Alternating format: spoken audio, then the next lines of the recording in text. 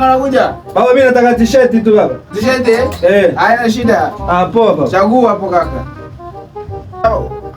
Bado ndo natafuta ndugu yangu. Hujapata mpaka sasa hizi? Bado sijapata baba. Kweli? Hebu cheki.